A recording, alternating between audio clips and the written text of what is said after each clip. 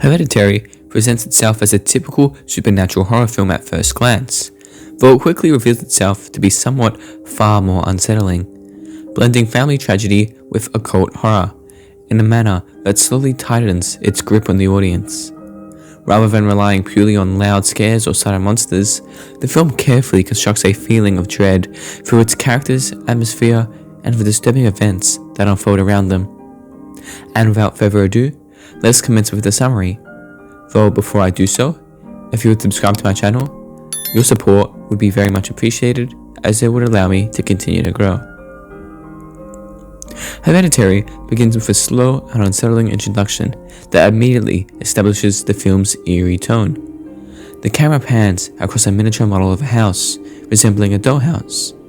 As the camera zooms in on one of the bedrooms, the miniature scene seamlessly transitions into a real Graham family home. This clever visual trick hints at one of the film's key ideas, that the characters may be manipulated like figures inside a carefully arranged dollhouse. The story centers on the Graham family. Annie Graham is introduced first, a miniature artist who recreates moments from her life in extremely detailed dioramas. She lives with her husband Steve, their teenage son Peter, and their youngest daughter Charlie. The film begins shortly after the death of Annie's mother, Ellen. Annie attends her funeral and reflects on their complicated relationship, making it clear that their connection had always been distant and strained. Back at home, the atmosphere feels quite uneasy. Annie continues working on her miniature projects, many of which recreate traumatic moments in her life. Charlie is portrayed as strange and socially withdrawn child. She rarely speaks and spends much of her time building odd sculptures from random objects she finds around the house. She also has a habit of making a distinctive clicking sound with her tongue, a detail that becomes strangely memorable throughout the film. Although the family appears functional on the surface, subtle tension exists between them. Annie seems emotionally distant from Peter, while Steve attempts to act as a stabilizing presence within the household.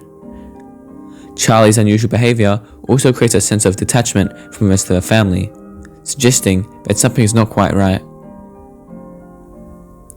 Annie eventually attends a grief support group, where she begins opening up about her troubled family history. During one meeting, she reveals disturbing details about her relatives. Her father suffered from severe depression and eventually starved himself to death, whilst her brother developed paranoid delusions that their mother was trying to put people inside his body before later dying by suicide. These revelations suggest that tragedy has followed Annie's family for generations. Meanwhile, Peter attempts to live a relatively normal teenage life. He spends time with friends, attends school, and occasionally smokes marijuana. One evening, Peter plans to attend the party, but Annie insists that he brings Charlie along with him. Peter reluctantly agrees, even though he knows Charlie will feel uncomfortable there. The party begins like any typical teenage gathering, with loud music and people socializing in different rooms. Peter quickly becomes distracted by his friends, leaving Charlie wandering through the house alone. Eventually, she enters the kitchen and finds a chocolate cake sitting on the counter. Unfortunately, the cake contains chopped walnuts, which is dangerous because Charlie has a severe nut allergy. After eating the cake, Charlie begins having a serious allergic reaction. Her throat swells and she struggles to breathe. Panicking, Peter rushes her into the car and begins speeding towards the hospital. The drive becomes increasingly frantic as Charlie gasps for air in the back seat while Peter races through the dark countryside. Desperate for air, Charlie leans her head out the window. At that exact moment, Peter swerves suddenly to avoid a dead animal lying in the road. The car jerks violently, causing Charlie's head to slam into a telephone pole. The impact kills her instantly. Peter sits frozen behind the wheel, completely unable to process what had just happened. After several moments, he slowly drives home and parks in the driveway, leaving Charlie's body in the back seat. He walks inside the house and goes to bed without saying anything.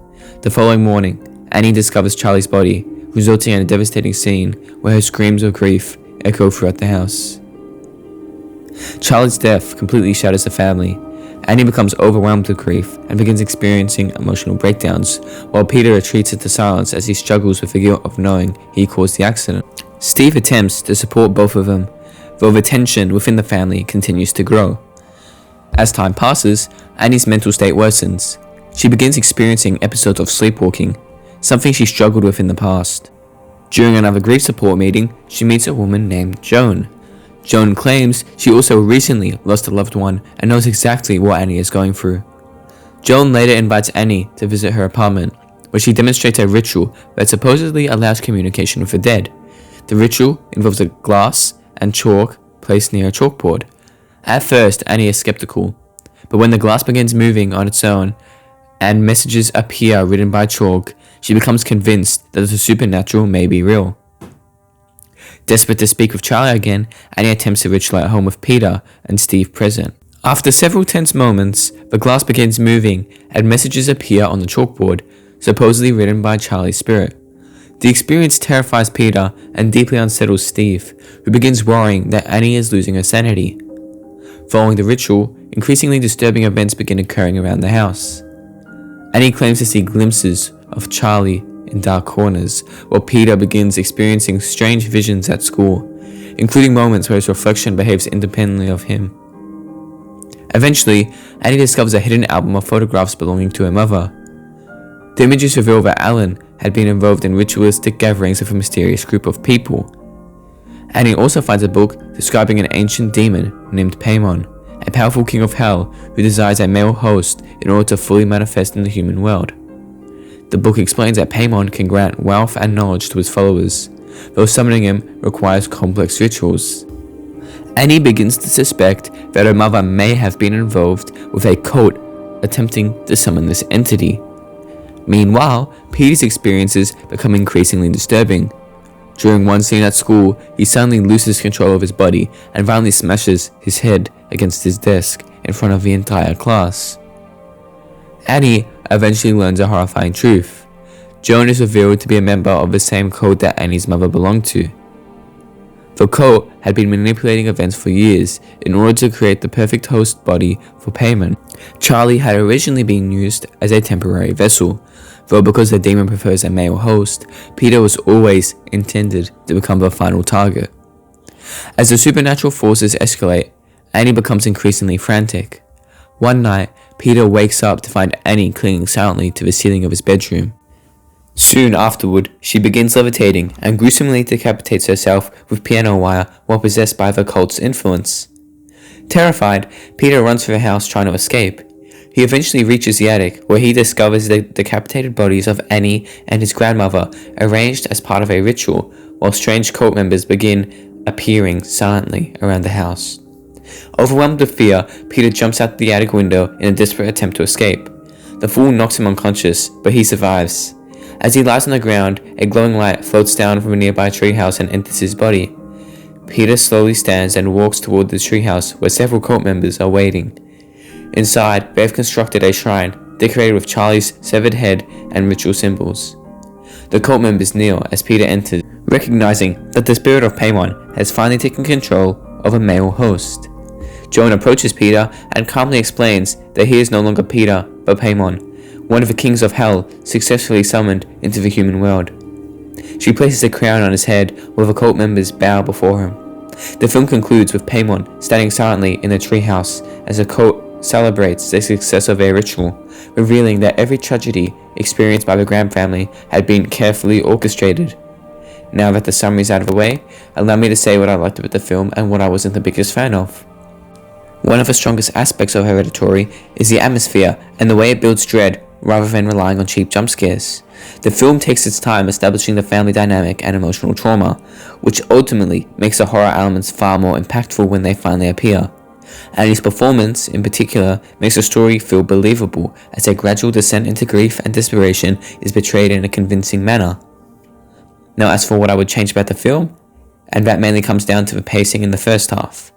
While the slow build-up does create a strong atmosphere, it can feel somewhat drawn out for viewers expecting a more traditional horror experience with frequent scares.